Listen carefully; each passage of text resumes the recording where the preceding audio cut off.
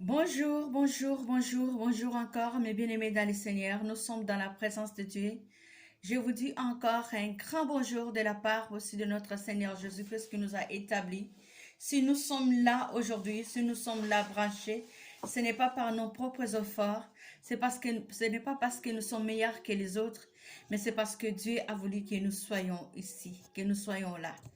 Je salue encore tout le monde qui me suit de près ou de loin. Toutes les personnes qui vont écouter ce message que Dieu m'a transmis pour vous transmettre, vraiment, je vous bénis abondamment. Soyez bénis dans le nom puissant de Jésus-Christ. Avant de commencer cette chose, avant de commencer cette petite exhortation de cet après-midi, j'aimerais que nous puissions adorer, nous puissions chanter, nous puissions glorifier ce Dieu qui est puissant, qui est merveilleux. Alléluia. Yahweh. Alpha et Omega. You are Yahweh, Alpha et Omega.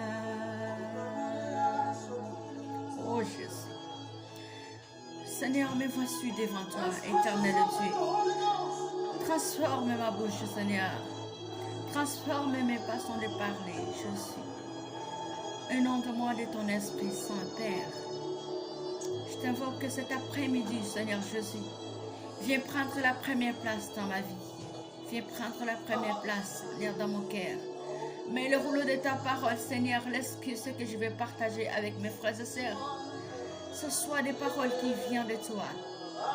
Efface mon intelligence humaine, Seigneur. Trêve en nous, trêve-moi, une onction nouvelle, une onction fraîche, pour transmettre ces messages, pour parler de ta part, car tu es bon, tu es merveilleux. En vertu de l'autorité, Seigneur, que tu m'as conférée étant évangéliste, je m'en vais briser et détruire tout esprit, Seigneur, qui est contraire à ta volonté maintenant, dans la vie de mon frère et de ma sœur, au nom puissant de Jésus-Christ. Je m'en vais détruire et paralyser, Seigneur, tout esprit, Seigneur, de l'intelligence humaine, qui va mettre la résistance contre cette parole. Seigneur, je les détruis dans le nom puissant de Jésus. Que l'échec, la maladie, la pauvreté n'aient aucun effet sur nous, Seigneur. Et que cette parole puisse prendre place, Seigneur, qui produit des fruits de dune et de repentance. Que cette parole, Seigneur, va donner la paix là où il n'y a pas la paix. Que cette parole porte la joie là où il n'y a pas la joie. Que cette parole porte la consolation là où il y a la désolation. Que cette parole porte la sérénité là où il y a l'incompréhension.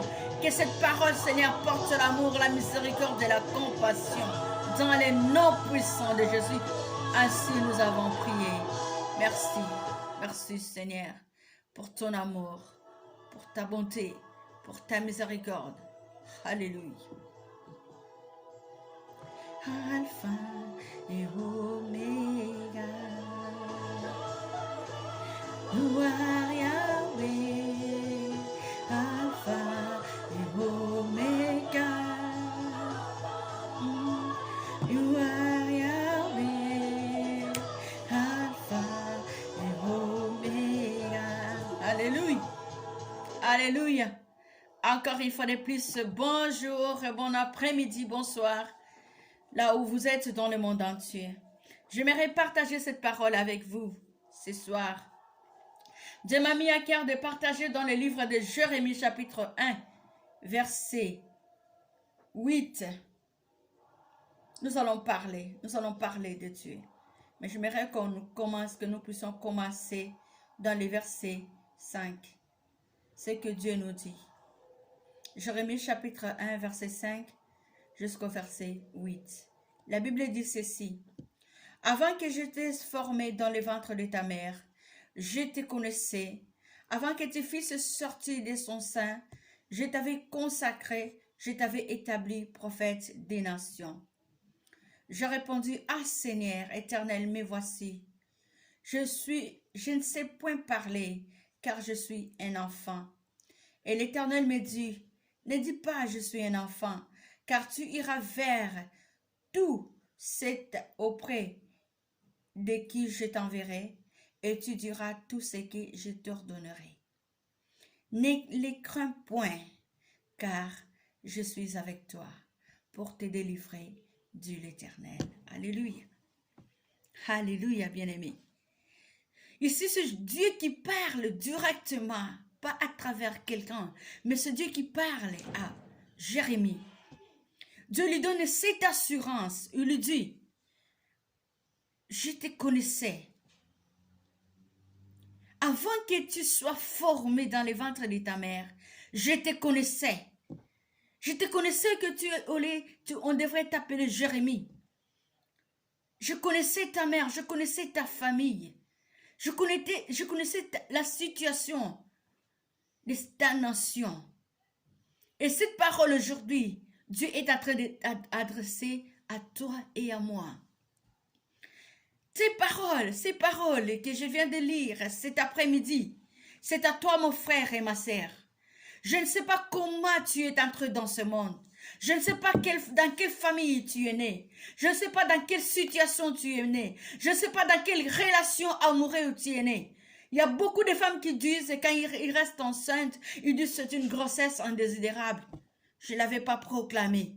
Je l'avais pas, et ce n'était pas le temps, ce n'était pas le moment. Ça, ce sont des pensées typiquement humaines. Ce sont des pensées typiquement personnelles des êtres humains. Nos pensées, heureusement que nos pensées ne sont pas les pensées de Dieu. On ne peut pas proclamer la grossesse, mais quand Dieu décide qu'il te donne un enfant, il te donne un enfant. Peu importe ce que les gens te disent, mon frère, ma sœur. Peut-être dans ton quartier, ils t'appellent enfant bâtard. Peut-être dans ton quartier, on t'appelle enfant un voleur. Peut-être dans ton quartier, on sait que ton père et ta mère font des choses qui n'est pas dignes. Mais peu importe ce que les gens disent de ce que tu es, ou de ta famille, ou d'où tu viens, de ta provenance. Ce que tu dois savoir aujourd'hui, cet après-midi, que peu importe ce que les gens me disent de ma nationalité, de ma famille, de la provenance de mes parents, ce que je dois savoir, ce qui est important, que Dieu, le suprême, le créateur du ciel et de la terre, le roi des rois me connaît par mon nom. Il sait même avant que je sois d'abord formé dans le ventre de ma mère. Il me connaissait. Et il dit encore, je connais les projets que j'ai formés pour vous. Un projet de bonheur et non de malheur. Je vais te dire par là, bien-aimé, que la situation ne doit pas peser sur toi. Que les titres que les gens te donnent, les surnoms que les gens te donnent, ne doivent pas peser sur toi. Parce que ça, ce sont des pensées des hommes. Ça, ce sont des hommes qui pensent. Mais ce que Dieu pense de toi, ce n'est pas ça. Tu n'es pas n'importe qui. En toi, il y a l'Esprit de Dieu. En toi, il y a les projets de Dieu. En toi, il y a la vie de Dieu, l'amour de Dieu, la compassion de Dieu.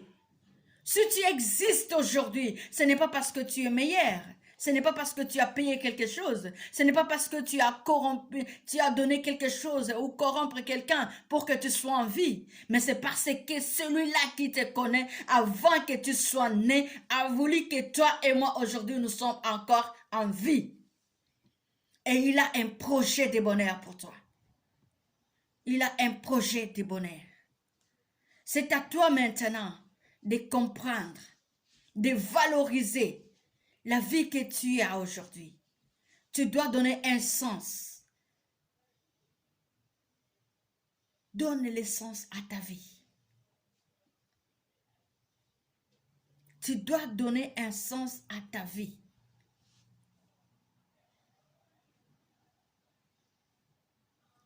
Tu as tant entendu. On t'a beaucoup insulté, méprisé par tes prochains, par tes familiers, par tes amis, par tes connaissances. On t'a donné des noms parce que tu n'as pas de titre, parce que tu ne proviens pas dans une famille qui est riche, parce que ta mère peut-être t'a conçu avec un homme qu'elle ne connaissait pas, parce que tu es le fruit d'une grossesse indésirable telle que les humains les définissent. Mais aujourd'hui, tu dois enlever toutes ces étiquettes. Tu dois dire, je dois marcher tête haute. Parce que le fait que j'existe, il y a quelqu'un là au ciel qui a décidé que moi, je sois né. Peu importe où je suis venu, comment je suis venu dans ce monde, mais je suis celui-là qui sait pourquoi je suis là. Et tellement, il te connaît tellement bien. Tu dois marcher tête haute. Tu ne dois pas avoir peur de gens. Tu ne dois pas avoir peur, bien-aimé. La maladie peut arriver, des choses peuvent arriver. Tu dois marcher tête haute et faire confiance à ton Créateur. Fais confiance à ce Dieu qui t'a aimé, qui t'a choisi. Ces jours-là, les jours de ta naissance, il y avait beaucoup de spermatozoïdes qui couraient. Mais toi, tu as marqué les pas, tu as marqué les buts. Tu as vaincu. La lutte que tu continues à avoir maintenant, cela n'est pas commencé seulement aujourd'hui. C'est même quand on t'avait conçu, ce jour-là, il y avait de milliers de graines, milliers de graines de spermatozoïdes qui sortaient. Mais toi, tu as vaincu. Et tu es entré dans nos villes pour que tu sois aujourd'hui ce que tu es. Tu es un guerrier, tu es un champion. Ne laissez pas t'abattre parce que les gens disent n'importe quoi sur toi. Ne donnez pas tes oreilles à l'humain parce que les hommes disent des choses.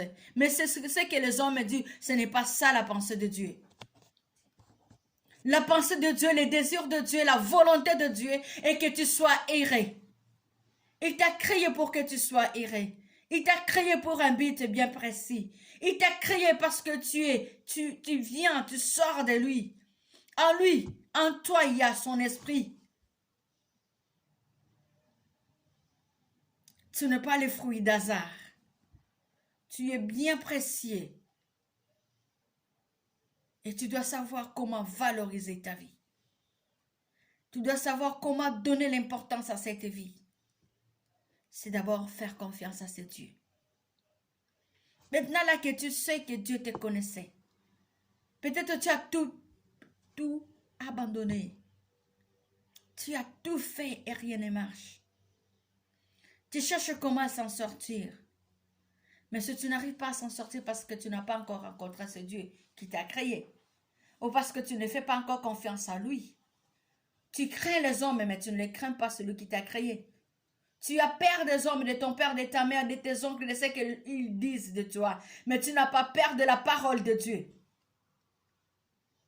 Si tu veux réussir, si tu veux avoir du succès dans ta vie, Dieu a dit à Josué que ces livres de la loi ne t'éloignent pas de toi. Médite-les jour et nuit. C'est alors que tu vas réussir dans ta vie.